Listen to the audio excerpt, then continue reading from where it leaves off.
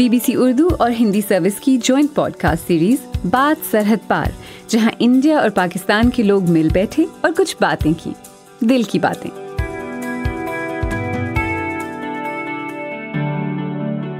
India और पाकिस्तान के लोगों में एक खूबी तो है, बड़ी से बड़ी मुश्किल में भी हंसना नहीं भूलते। दोनों तरफ से हालात जैसे भी हों, सेंसर्स के बीचों बीच सैटायर ने अपना रास्ता बनाए रखा। आज की तारीख में मुझे लगता है कि satire is actually really difficult because it is in direct competition with reality. मेरा घर ही तेरा पता भी है, तेरी आंखों में मेरा ख्वाब भी है। पंजाबियां ਨੂੰ ਇੰਨੀ ਸ਼ਰਮ ਆਪਣੀ ਬੋਲੀ ਤੇ ਆਂਦੀ ਹੈ ਜਿੰਨੀ ਉਹਨਾਂ ਨੂੰ ਆਪਣੇ ਕਰਤੂਤਾਂ ਤੇ ਕਰਨੀ ਚਾਹੀਦੀ ਹੈ। ਲੇਕਿਨ ਅੰਦਰੋਂ ਪੰਜਾਬੀ ਪੱਕਾ ਆਲਾ, ਬਿਲਕੁਲ ਪੱਕੇ ਆਲਾ, ਤੇ ਦੁੱਖ ਵੀ ਸਾਂਝਾ ਤੇ ਜੁਗਤਾਂ ਵੀ ਸਾਂਝੀਆਂ ਮੈਨੂੰ ਲੱਗਦਾ ਸਾਡੀ। बात सरहद पार की इस किस्त में सुनिए पाकिस्तान से फिल्म मेकर और आर्टिस्ट सरमद खूसट और सरहद पार इंडिया से राइटर और कॉमेडियन वरुण ग्रोवर की बातें। बात सरहद पार।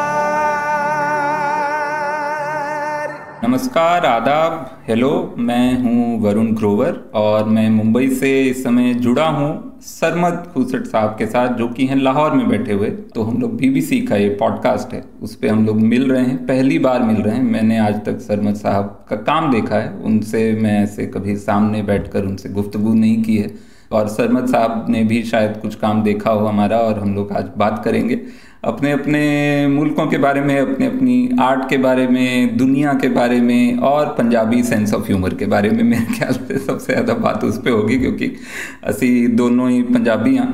तो सरमद साहब, आदाब, की हाल चाल? आदाब वरुण भाई, अस्सलाम वालेकुम एंड हेलो। मैं लाहौर तो गल कर रहा जी। मैनू एक साढ़े बहुत करीबी दोस्त ने मोहम्मद हनीफ साहब जी, आई एम श्योर ਕਿਸੇ ਤਾਰਫ ਦੇ ਮੁਹਤਾਜ ਨਹੀਂ, ਤੇ ਉਹ ਇੱਕ ਗੱਲ ਕਰਦੇ ਨੇ ਕਿ ਪੰਜਾਬੀਆਂ ਨੂੰ ਇੰਨੀ ਸ਼ਰਮ ਆਪਣੀ ਬੋਲੀ ਤੇ ਆਂਦੀ ਹੈ ਜਿੰਨੀ ਉਹਨਾਂ ਨੂੰ ਆਪਣੇ ਕਰਤੂਤਾਂ ਤੇ ਕਰਨੀ ਚਾਹੀਦੀ।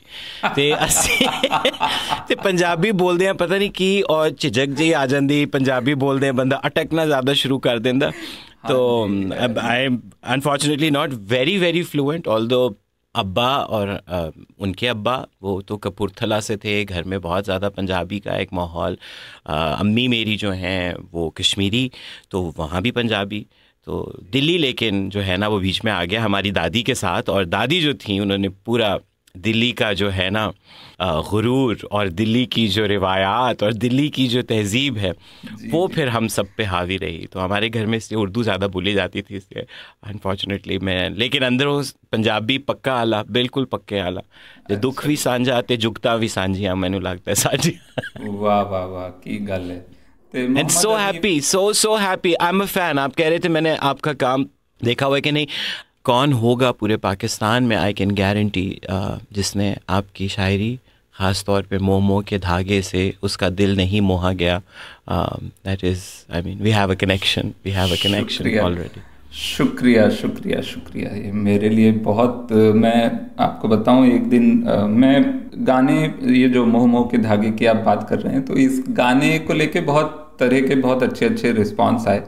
लेकिन मेरे लिए बहुत बड़ी बात थी कि एक दिन मैंने देखा इंस्टाग्राम पे माहिरा खान ने अपनी इंस्टा स्टोरी में, वो किसी गाड़ी में जा रही थी और उन्होंने वो लगाया हुआ था कि रेडियो पे वो गाना बज रहा था, कार के रेडियो में वो गाना बज रहा था। और मुझे लगा कि ये मेरे लिए बहुत बड़ा अचीवमेंट है कि हाँ, माहिरा खान सुन रही, मैं उनका भी बहुत बड़ा फ़ैन हूँ। और बाकी बहुत सारे कनेक्शन हैं जो हम दोनों के मुल्कों में, और बहुत ही बदकिस्मती है कि हम लोग ज़्यादा बात नहीं करते हैं, ज़्यादा बात नहीं कर पाते हैं। पॉलिटिकल माहौल ऐसा है, लकीरें जो खींची हुई हैं वो इतनी गाढ़ी हैं, और उनको प्रोटेक्ट करने वाले इतने ज़्यादा मजबूत हैं दोनों देशों में कि ज़्यादा बात नहीं हो पाती है। पर बहुत बहुत शुक्रिया, आपने इतना प्यार आपके मुल्क से मिला है, आर्टिस्ट कम्युनिटी से मिला है। जो भी मैंने लिखा है, जो भी कोशिश की है, हमने भी आपका काम देखा है, और बहुत सुंदर काम मंटो मैंने देखी है, और बहुत शानदार आपने, बहुत ही सुंदर, मतलब मंटो को हम लोग बहुत तरह से जानते हैं, बहुत पहले से पढ़ा है उनको, लेकिन उनको देखा सबसे पहली बार आपके ज़रिए है, और बहुत शानदार है। आई होप और ऐसा काम आता रहे जो कि कम से कम इसी बहाने हम लोग जुड़ते रहें कि हाँ ठीक है, हम बात उतनी नहीं कर पाते हैं, दीवार है बीच में, लेकिन हाँ दीवार के उस पार कुछ ना कुछ स्क्रीन पे आता रहेगा जो पहुंचाता रहेगा। दीवार के आर पार चीज़ें हम एक दूसरे को देते रहें, वो होता था ना, वो हम सायों में होता है ना, वो दीवार के ऊपर से प्लेट पकड़ाते हैं खाने की एक दूसरे को। जी या जी। और लकीर की हम बात कर रहे थे, मुझे लगता है श्योर लकीर लगाई तो गई, लेकिन उस लकीर के साथ जो सबसे बड़ी नाइंसाफ़ी ये की गई कि ये एहसास क्रिएट करने की कोशिश की गई कि अच्छा जी अब सब अलहदा हो जाएगा, जो मिट्टी के अंदर है उसको भी अलहदा करने की ज़रूरत है, चाहे उसको कल्चर का नाम दिया जाए, चाहे उसको शनाख्त का नाम दिया जाए, which I think was completely unnatural. क्योंकि आप कैसे, आप मौसम, फल, रंग, त्यौहार आप कैसे निकाल देंगे? वही देखिए, अभी हम 2 अलग मुल्कों में बैठे हुए हैं और कोई भी ऐसा लफ्ज़ नहीं है जो मेरा आपको ना समझ आ रहा हो या आपका मेरा मुझे ना समझ आ रहा हो, और हम लोग 3 अलग भाषाओं में बात कर सकते हैं इस समय, 3 अलग ज़बानों में। और ऐसा जबकि हमारे मुल्क में भी ऐसा है कि कोई 2 अलग स्टेट, मान लीजिए कोई तमिलनाडु से है और कोई उड़ीसा से है, वो भी हो सकता है आपस में वो उनकी ज़बानें उतनी ना मिलती हों या उनका खाने का या बाकी जो कल्चरल रेफरेंसेस हैं उतने ना मिलते हों जितने कि मैं कहूँगा कि लाहौर और दिल्ली के मिलते हैं, या लाहौर या कराची और लखनऊ के मिलते हैं, या भोपाल के मिलते हैं। बहुत सारी चीज़ें हैं जिसको हम कल्चर कहते हैं या जिसको हम नेशन कहते हैं। नेशन क्या है, अब उसके बहुत सारे डेफिनेशन हैं वैसे तो लोगों के पास। अब एक पॉलिटिकल डेफिनेशन ही रह गया है कि जो नक्शा है वही मुल्क है जी। It's not even shared history, it's just shared memory. किन चीज़ों की याद है हमको, शेयर्ड मेमोरीज हैं जो सबकी सेम है, सब समझ बिल्कुल, और बहुत ज़्यादा हद तक similar, I would say. And one little anecdote regarding मेरा पहला ट्रैवल ज़िंदगी में हुआ जब मैं 22-23 साल का था, इंटरनेशनल ट्रैवल, और वो दिल्ली की तरफ था। अच्छा। कसम से जब मैं पहली दफ़ा एयरपोर्ट पे उतरा तो मुझे इससे ज़्यादा डिसअपॉइंटमेंट अपनी ज़िंदगी में कभी नहीं हुई। मैंने कहा ये इंटरनेशनल नहीं कहला सकता, मैं ये कभी नहीं मानूंगा कि मैंने इंटरनेशनल ट्रैवल किया है। मैंने कहा यहाँ तो शक्लें, दरख्त, सड़कें, जगहों के नाम, सुबह अभी तक याद है अब्बा भी थे उसमें, तो मैंने अब्बा को कहा, मैंने कहा अब्बा ये तो खुशबुएं और बदबुएं भी हमारी जैसी आ रही है। और बल्कि हाँ, मतलब दोनों मुल्कों की, जैसे मैंने कहा ना, शेयर्ड कल्चरल मेमोरी वो तो है ही, उसके अलावा मुझे लगता है दोनों मुल्कों की इनएफिशिएंसीज भी एक जैसी हैं। एफिशिएंसीज तो होंगी एक जैसी, लेकिन इनएफिशिएंसीज बहुत ज़्यादा एक जैसी। बात सरहद पार। पहली film very oddly, I don't know for what reason, क्योंकि अम्मी मेरा ख्याल है बहुत ज़्यादा शहदाई थी और फ़ैन थी अमिताभ बच्चन साहब की। मैंने पहली फिल्म ज़िंदगी की जो देखी वो शराबी थी, और मैं बहुत स्कैंडलाइज हुआ। मैं बहुत छोटा था क्योंकि उसमें बहुत ड्रामा है, उसमें बहुत कुछ, मुझे आज तक वो नहीं भूलता, वो जो घुंघरू हाथ में बांध के वो जो खून निकल रहा है। I think that is one of my earliest traumas कि ये क्या हो रहा है, एक इंसान क्या कर रहा है अपने साथ। बट इन एनी केस, तो शराबी हमारे यहाँ एक किसी टाइम टेबल के अकॉर्डिंगली चलती रहती थी। कोई 15-20 दिन के बाद कोई ना कोई ओकेजन मेरी वालदा क्रिएट कर लेती थी। पहली दफ़ा गालिबन आई डोंट नो जितेंद्र और श्रीदेवी जी का कोई गाना था, मुझे अब भूल गया वो कौन सा, लेकिन उसमें ना वो सेब खा के ना, तो वो नहीं, वो सेब खा के मारते हैं, पता नहीं या वो मारती हैं या वो मारते हैं। तो मैं वहाँ से भी मैंने कही तो बहुत कोई बदतमीजी का काम चल रहा है, ये गानों वानों में लोग मार पीट रहे हैं और मतलब कुछ कपड़े भी पूरे नहीं पहनते। और गाना मुझे वेगली याद है उस दौर में ना, ये जो 80 का जो दशक था, उसमें खास करके जितेंद्र और श्रीदेवी और जया प्रदा, इनके ऐसे वो गाने होते थे जिनमें उनको चैन नहीं था कि हीरो हीरोइन अकेले रहें। उसमें वो या तो बहुत सारे फल रहेंगे या बहुत सारे गुब्बारे रहेंगे या मटके रहेंगे या बाल्टियां रहेंगी या कुछ ना कुछ वो फ्रेम में फेंकते रहते थे कि फ्रेम खाली ना लगे और फ्रेम रंगीन हो जाए। और फिर उनको भी कुछ करने को, वो जो अजीब से उनके जो स्टॉप ब्लॉक वाले जो एक्शन होते थे कि ऐसे और फिर ऐसे फिर ऐसे। ये हुआ है वरुण की जब आप बड़े होते हैं तो उसमें से कुछ चीजें ना आपको अच्छी लगने लग जाती हैं जो आप फिर सोचते हैं। बिल्कुल, ये वो एक अजीब सा नॉस्टैल्जिया है, क्योंकि वो गानों का रिदम या वो रंग या जो भी वो जॉनरा है, मुझे बड़े होके उससे थोड़ी सी फैसिनेशन भी शुरू हो गई। तो मैं ख्याल है अब वो ट्रॉमा कुछ धुल चुका। और यहाँ पे भी वो पंजाबी सिनेमा का ज़्यादा उरूज का ज़माना था, तो उसमें भी मतलब सिर्फ प्रॉप्स जो आप कह रहे हैं, प्रॉप्स के अलावा जानवर भी होते थे, कभी घोड़े डांस कर रहे हैं, जट जैसी फिल्में जो हैं, है ना जी। मौला जट जी, Maula Jatt was a big hit. और वो मौला जट तो बस एक, आप समझिए, एक प्रोटोटाइप कह लीजिए उस तरह की 100 की तादाद में फिल्में। बिल्कुल। और मुझे लगता है कि बॉलीवुड में सबसे बड़ा जो स्टीरियोटाइप है हीरो का, जो अभी तक चला आ रहा है, वो देवदास वाला है कि देवदास मतलब हारा हुआ आशिक, जो जिसकी वजह से मतलब हम लोगों ने पाकिस्तान से भी उस तरह के जो गाने होते थे वो उठा लेते थे हम लोग कि वो। एक मैं आपको किस्सा सुनाऊं, लेकिन जो ख़ास तौर पे एक वक्त था जब पूजा भट्ट की बहुत सारी फिल्में आई, और महेश भट्ट साहब का वो, मैं ख्याल है वो ज़माना था जब आई थिंक साल में कभी कभी 2 फिल्में भी आ जाती थी, तो कतील शिफाई साहब के बहुत पुराने लिखे हुए गीत दोबारा बनते थे। और वहाँ पे पता नहीं उस ज़माने में नेचुरली जो निसाब आपको पढ़ाया जा रहा है और जो बार बार दीवार लंबी से लंबी की जा रही है, तो वहाँ हम बड़े खुश होते थे। हम कहते थे देखा ये भी चोरी कर लेते हैं, हमारे गाने देख लें। मतलब अब वो तेरे दर पे सनम चले आए टाइप जो गाने हैं, तो वो एक वक्त था जब आई रिमेंबर के बहुत ज़्यादा पोइट्री का इन्फ्लुएंस कह लीजिए, बल्कि आई थिंक वो शायद राइट्स ही वो तो प्रोक्योर करते होंगे पुराने गीतों के। अच्छा वरुण, लिखने की तरफ तो आए आप, और उसमें फिल्म के हवाले से और लिरिक्स के हवाले से, पोइट्री के हवाले से।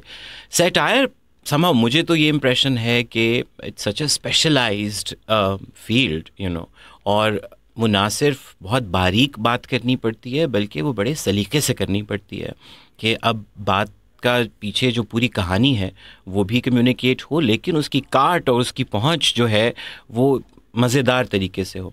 हमारे यहाँ भी एक रिच ट्रेडिशन रहा, अनफॉर्चुनेटली आई डू फील कि शायद वो ट्रेडिशन उस तरह से कंटिन्यू नहीं हो पाया। आप सैटायर की तरफ जब आए, क्या दानिस्ता तौर पे ये कोशिश थी कि कुछ चीज़ें जो मैं कहानियों और शायरी के थ्रू नहीं कह पा रहा, या बचपन से ही कुछ इस तरफ किसी को बात लगाने वाली या किसी को काटदार बात कहने वाली कोई हिस्स मौजूद थी? जी हाँ, असल में 3-4 चीज़ें रही। एक तो मेरे ख्याल से सबसे बड़ी बात यह है कि हमारा मुल्क जो है, और हम दोनों के बहुत इस मामले में भी बहुत कॉमन एक चीज़ है कि यहाँ चीज़ें ही इतनी फ़नी होती हैं कि आप क्या करेंगे, आप हंसे बिना नहीं रह सकते, क्योंकि इतनी अजीब अजीब चीज़ें होती हैं। जो मैंने बीच में मतलब अभी कभी हमारे यहाँ पे कबूतर अरेस्ट हो जाते हैं ये बोल के कि ये स्पाई हैं ना, और आपके यहाँ भी होता है, आपके यहाँ भी। अब बेचारे कबूतर जो हैं, जो बेचारे सरहद के आसपास जो पैदा हुए, वो सोचते होंगे कि क्या हो रहा है और ये क्या उगलवाना चाह रहा है, और कबूतर से कोई क्या उगलवाता है मुझे समझ नहीं आता है। पकड़ के थाने में बिठाते हैं कबूतरों को और बोलते हैं कि हम इन्वेस्टिगेशन कर रहे हैं। अब तो इस तरह के तो एक तो हमारे मुल्क हैं जो कि हम लोग पैदा ही हुए हैं, दोनों मुल्कों की जो पैदाइश है उसमें ही बहुत एक डार्क ह्यूमर एलिमेंट है, बहुत सैड एलिमेंट भी है, बट एक डार्क ह्यूमर एलिमेंट है that people just randomly decided कि अच्छा आप इधर आप उधर, बाकी मेरे पीछे आओ वाला जो मामला है। तो वो है, ऐसी चीज़ें होती हैं हमारे आसपास की आप कुछ और करने की ज़रूरत भी नहीं है। आज की तारीख में मुझे लगता है कि satire is actually really difficult because it is in direct competition with reality. Reality जो है वो इतनी फनी है, उसके सामने मैं क्या ही जोक बनाऊं। अभी आज की ही खबर है, बल्कि अभी हम आधा घंटा पहले, मतलब जैसे ही मैंने अपना फ़ोन उठाया कि मुझे इसका जूम लिंक आया होगा इस कॉन्वर्सेशन का, तो उसमें मेरे एक दोस्त ने आज की एक खबर भेजी हुई है कि पटना में कोई कोर्ट में पेशी थी किसी की, और कोर्ट में वो पुलिस जो है सबूत के तौर पर वो बॉम्ब लाई थी जो कि किसी इवेंट में इस्तेमाल होने वाला था, और कोई बॉम्ब मेकिंग फैक्ट्री उन्होंने पकड़ी, सबूत के तौर पे बॉम्ब लाई थी, वो बॉम्ब कोर्ट में फट गया। अब आप सोचिए ये What the hell?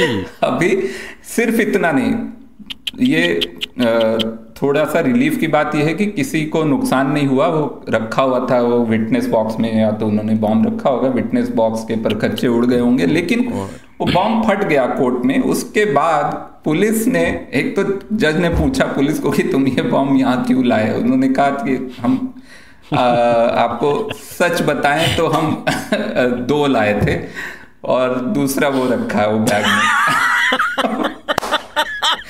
अब आप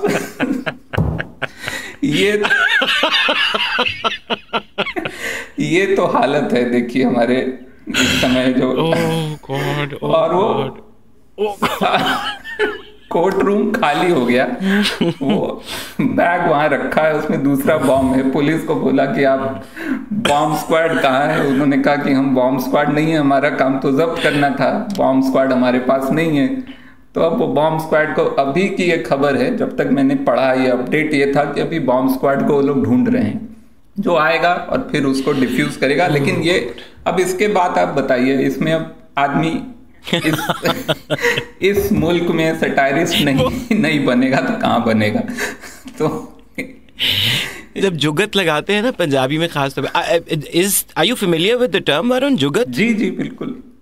तो जुगत जो है ना, वो जब लगती है तो वो कभी आप कहते हैं ना किसी को कि यार तू मुझे जुगते लगा रहा है, तो वो आगे से कहते हैं तू गलाइयाँ हो जियाँ कर रहे हैं। तो I think that's the case कि वाकई इर्द गिर्द सब कुछ इतना बिजार हो रहा होता है कि आप उस पर कोई लुकमा लेके बात का या किसी किस्म की कोई तंज किए बगैर नहीं रह सकते। और इधर भी things just get so bizarre. या सिनेमा में बहुत अनरियलिस्टिक चीज़ें होती हैं, तो मैं कहता हूँ नहीं, अब तो वो वक्त नहीं रहा। ज़िंदगी इतनी लार्जर देन इटसेल्फ और इतनी अनरियलिस्टिक हो चुकी है that there too many cues to ignore.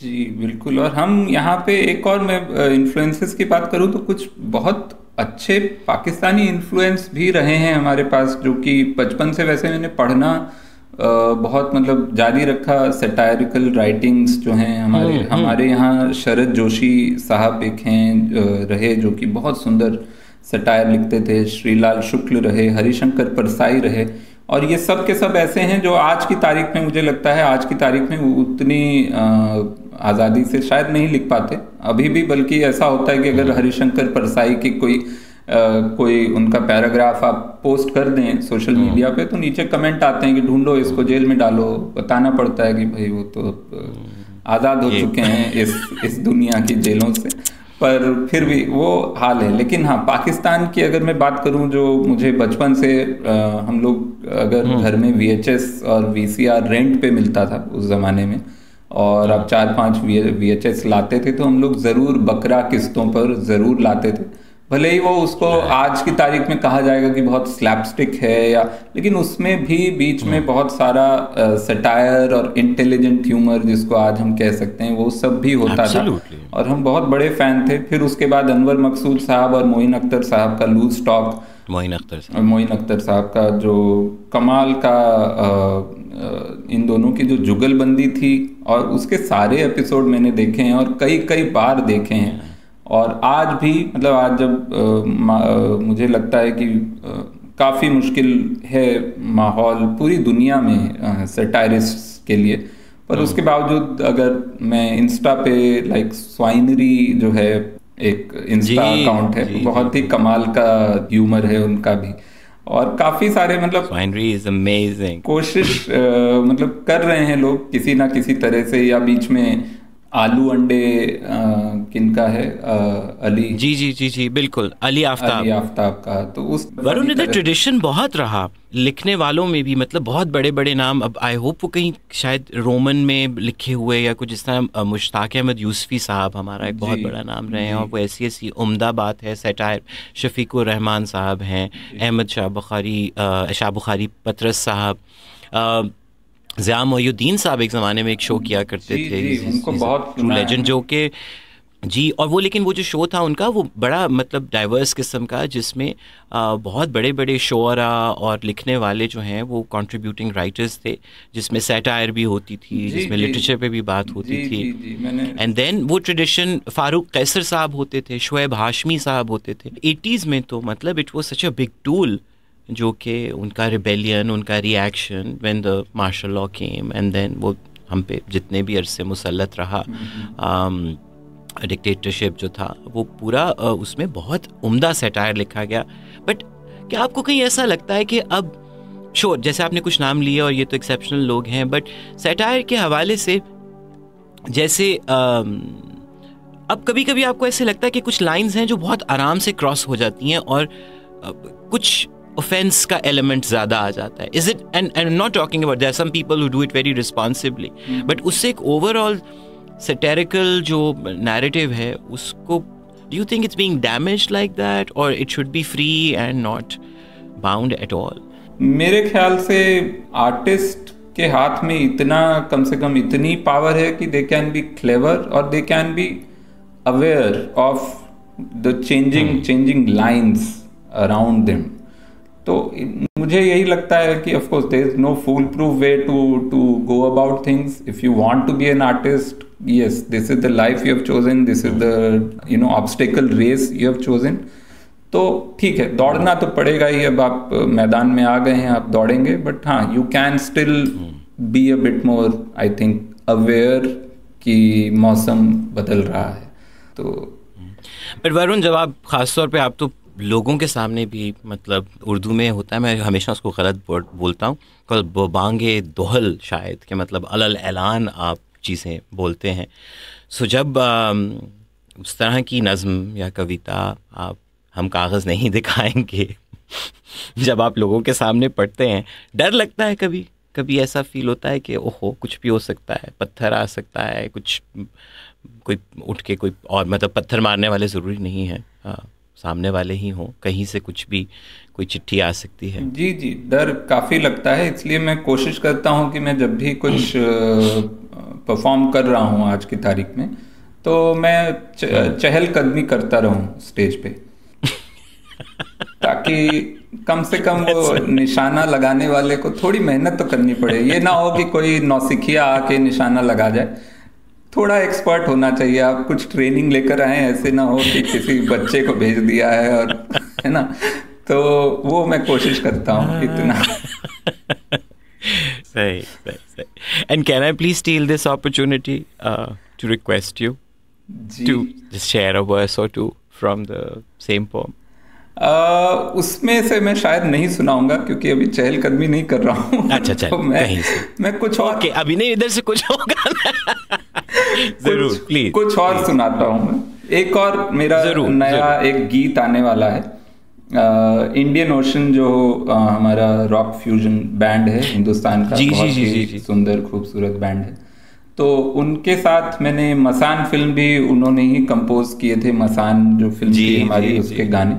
और तो उनके साथ उनकी नई एल्बम आने वाली है, उसमें मैंने एक गीत लिखा है, जो मैं आपको वो गीत पढ़कर सुनाता हूँ. वो अभी बहुत जल्दी, मेरे ख्याल से अगले 1 महीने में वो रिलीज होने वाला है. उसका वीडियो भी बन के तैयार है बस. तो वो गीत है, थोड़ा सा इसमें जो हमारी यहाँ की भोजपुरी और बिहारी भाषा के कुछ लफ्ज़ हैं, मैं वो आपको समझा दूंगा जहाँ पे कुछ मुश्किल होगी. ये दुनिया थोड़ी छन भंगुर, ये दुनिया थोड़ी थेथर है. तो छन भंगुर होता है एफिमेरल. ये दुनिया थोड़ी छन भंगुर, ये दुनिया थोड़ी थेथर है. थेथर इज ढीठ, जो हम पंजाबी में ढीठ बोलते हैं, तो वो थेथर बोला जाता है. ये दुनिया थोड़ी छन भंगुर, ये दुनिया थोड़ी थेथर है. तुम जितनी जहर समझते हो, बस उससे थोड़ी बेहतर है. ये बूढ़ी खचड़ा गाड़ी है जो धक्के धक्के चलती है. ये उजड़ी ठाकुर बाड़ी है जो अब मुंह ढक के चलती है. ये सत्य है और विचित्र भी, ये धूप की लंबी सी छाया. यहाँ 2 पैरों के हाथी भी, यहाँ मोर भी टहलें चौपाया. कुछ खाक समझ ना आवेगी इस दुनिया की जादू माया. यहाँ वक्त न सीधा चलता है, सब ऊन के उलझे गोले हैं. यहाँ बिना हिसाब उधारी के सबने ही खाते खोले हैं. यहाँ वक्त न सीधा चलता है, सब ऊन के उलझे गोले हैं. यहाँ बिना हिसाब उधारी के सबने ही खाते खोले हैं. यहाँ टूट के गिरते नक्षत्रों ने नदियाँ कई सुखाई हैं. नक्षत्र is the stars and space bodies in the space. यहाँ टूट के गिरते नक्षत्रों ने नदियाँ कई सुखाई हैं. यहाँ बंदों ने बंदों की लाशों पे सरकार बनाई है. यहाँ पत्थर और बिन पत्थर वालों के ही बीच लड़ाई है. यहाँ सरपंचों ने गांवों के कुएं में भांग मिलाई है. यहाँ युद्ध और सहवास के बीच में सबने जीवन बहलाया. जब प्यास लगी पर्वत खोदा, जब भूख लगी सोना खाया. कुछ खाक समझ ना आवेगी इस दुनिया की जादू माया, कुछ खाक समझ ना आवेगी इस दुनिया की जादू माया। तो ये शुक्रिया। स्टनिंग स्टनिंग स्टनिंग, बहुत ही खूब। और असर वो वाला है कि मुझे नहीं लगता कि मजीद कुछ कहा जा सकता है। नहीं, शुक्रिया। Truly beautiful, truly beautiful. Thank you. बहुत खूबसूरत, बहुत खूबसूरत बात। Thank you, thank you.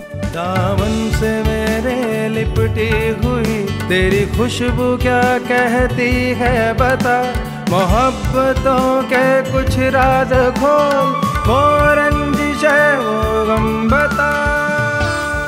तो सरमद साहब, ये OTT का जो नया दौर चला है, इसमें दोनों मुल्कों में अब शायद कंटेंट की तो कमी नहीं है अब, कि ये आर्टिस्ट्स को कुछ फ़ायदा होगा या अपनी कहानियाँ कहने का और मौका मिलेगा, या जैसे कि आपने अभी हाल में एक फिल्म बनाई है जो शायद रिलीज़ नहीं हो पा रही है सेंसरशिप इश्यूज़ की वजह से, तो क्या OTT में उसको जगह मिलेगी, या वहाँ पे आपको लगता है कि उसकी वजह से ये कम से कम कुछ दिक्कतें जो फिल्म मेकर्स को हर जगह होती हैं सेंसरशिप की, या और ख़ास करके हमारे सब कॉन्टिनेंट में ये सेंसर वर्ड जो है फिल्मों के साथ एक तरह से जुड़ा हुआ है। बाहर कहीं आप बात करें कि फिल्म सेंसर बोर्ड क्या होता है तो वहाँ नहीं पता, वहाँ सर्टिफिकेशन बोर्ड होता है, हमारे यहाँ सेंसर बोर्ड होता है। तो इसके बारे में आपके क्या ख्याल हैं? कई पहलू हैं यकीनन इस बात के, लेकिन एक नया डिस्ट्रीब्यूशन का तरीका जिससे आपका काम लोग देख सकते हैं तो खुशाइंद बात है, यकीनन हौसला अफजा बात भी है। बहुत से लोगों को वो मौके जो सिनेमा थिएटर में चला के चीज़ या स्टेट टेलीविज़न पे या सैटेलाइट टीवी पे नहीं मिल रहे, तो थोड़ी सी एक डेमोक्रेटिक फील आपको आती है। बट आई थिंक हर चीज़ का वही, जब वो ग्रोथ होती है उसमें कॉमर्स की मिलावट के बगैर गुजारा भी नहीं होता, और कॉमर्स उस पर कब गालिब आता है उससे मसाइल पैदा होना शुरू हो जाते हैं। तो अभी OTT में मुझे लगता है हाथ पांव मार रहे हैं, कुछ चीज़ें काम करती हैं, कुछ चीज़ें काम नहीं करती, कुछ ऐसे जॉनराज, कुछ ऐसी बातें जो और फॉर्मेट्स में लोग नहीं कह पाते वो यहाँ हो रही हैं। लेकिन क्या उस तक रसाई हम सब की है, इस पे मैं एक सवालिया निशान ज़रूर रखना चाहूँगा। वो फुली डेमोक्रेटिक नहीं है। अब मिसाल के तौर पे ZEE5 करके जो प्लेटफॉर्म है, उन्होंने पाकिस्तान में काम कमीशन किया और हमने भी उनके लिए काम किया और बड़ी खुशाइंद बात लगी। हम मिल के क्रिएटिवली चीज़ें, यहाँ का फ्लेवर बीच में क्या दे सकते हैं, हम अपनी कहानी का अंदाज़ क्या ऑफ़र कर सकते हैं, ताकि वैरायटी का ज़माना है, हर एक को वैरायटी चाहिए। उसमें सियासियात आ गई दोनों मुल्कों के माबैन जो चलती हैं, तो कहीं आपको लगता है कि सेंसरशिप नहीं हो रही अप्लाई, तो वो यूँ हो गई कि जी ZEE5 की सब्सक्रिप्शन के लिए आप पाकिस्तानी बैंक का कार्ड नहीं इस्तेमाल कर सकते, तो वो वहाँ पे सेंसरशिप तो एक और कॉमर्स के एंगल से आ गए, सो वो चीज़ें चलती रहती हैं। ज़िंदगी तमाशा को लेकर अगर मैं कहूँ वो फिल्म अच्छी है या बुरी, ये तो एक यकीनन देखने के बाद ही कोई अपना अंदाज़ा लगा सकता है। बट अभी नेटफ्लिक्स या अमेज़ॉन के हवाले से जब हमें कोई कंटेंट रूट करना होता है, that's always rooted through the India office. और अभी वहाँ के प्रोसेस के अंदर में मेरा ख़्याल है कि अभी बहुत ज़्यादा इनरोड्स या कोई एक सिस्टम नहीं बना। मैंने ज़िंदगी तमाशा के हवाले से 2-3 जगह पिच किया, क्योंकि एक आम लोगों का भी अब वही बन गया मफरूज़ा, अरे यार सिनेमा में नहीं चल रही, इधर बैन होगी तो नेटफ्लिक्स पे क्यों नहीं डाल देते। जैसे मुझे लगता है नेटफ्लिक्स ओवरऑल मेन स्ट्रीम की तरफ उसी तरह टिल्ट कर रहा है जैसे टेलीविज़न और सिनेमा ने करना शुरू कर दिया, तो मुझे वो चीज़ दुखती है। ज़िंदगी तमाशा को लेके I don't know officially I can say it here और नॉट, बट हमें नेटफ्लिक्स से यही कुछ ऐसा आया बेसिक सा जवाब कि doesn't fit into our programming. अब अनऑफिशियली क्या ये बात थी कि चूँकि कंट्रोवर्सी उस मुल्क में चल चुकी है इस पे, जो कि एक रिलीजियस कंट्रोवर्सी थी, so if they didn't want to deal with that, if they had a problem with the quality of the, I don't know, I mean वो कुछ भी हो सकता है। बट कहीं आपके अंदर तो मुझे लगता है सेंसरशिप या ज़्यादती किसी फ़नकार के साथ सबसे पहला नुकसान ये करती है कि आप में शुबा और खौफ का बीज अगर आ जाए तो वो बहुत होता है आपको दबाने के लिए, आपकी क्रिएटिव स्पिरिट को।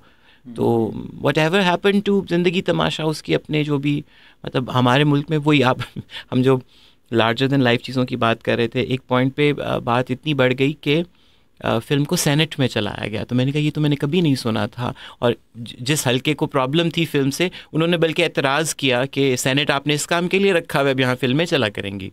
तो you know I was like, ना मुझे सेनेट के में फ़िल्म चलाने से कुछ लेना देना है, ना मैंने उनसे दरख्वास्त की है। तो उस सारी जो भी सफ़र था, उसमें एक चीज़ बस मुझे लगा कि बहुत मैंने दानिस्ता तौर पे जिसको कवर करने की या जिससे बहुत ज़्यादा मुतासर ना होने की कोशिश की है, वो यही है कि आप अपने आप को सेकंड गेस ना करें। आप अपने एक्सप्रेशन पे अगर डाउट करना शुरू कर देंगे तो, but it's easier said than done to be honest, वो असर करता है आपको। वो जो आपको टहलना पड़ता है, आप सोचते हैं कि ये बात करते हुए मैं कहाँ खड़ा हूँ, मैं कहाँ मौजूद हूँ।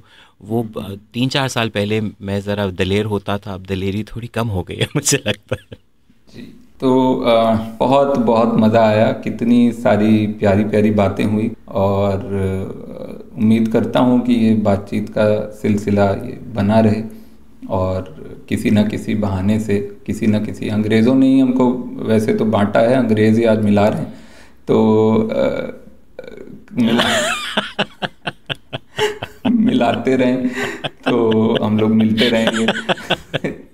और मेरा ख़्याल है हम मज़ीद बातचीत को अंग्रेज़ों के मरहूने मिन्नत नहीं रखेंगे, और हम कोशिश करेंगे कि हमारा तो फासला आपस का कम है, तो हम इन राब्तों को बरकरार रखें। हमारे लिए गाने, आपके गाने नहीं, कुछ कोई दीवार नहीं रोक सकी यहाँ आने से।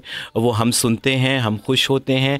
हम मसान जैसी फ़िल्म के ऊपर बहुत फ़ख्र करते हैं कि इस दुनिया के हिस्से से हम इतनी सच्चाई से और इतनी खूबसूरती से कहानियाँ सुनाने की सलाहियत रखते हैं। आई जस्ट से दोस्तियाँ और इंसानियत जिंदाबाद जी। जी, दोस्ती इंसानियत जिंदाबाद, ग्लोबल सिटीजन जिंदाबाद। शुक्रिया, बहुत अच्छा लगा। शुक्रिया जी।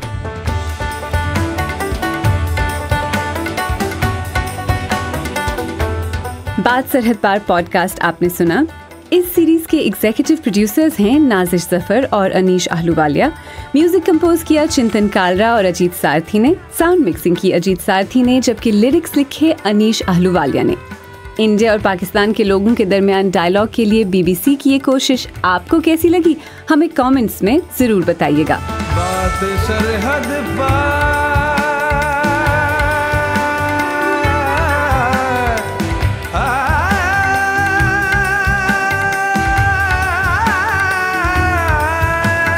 बात सरहद पार।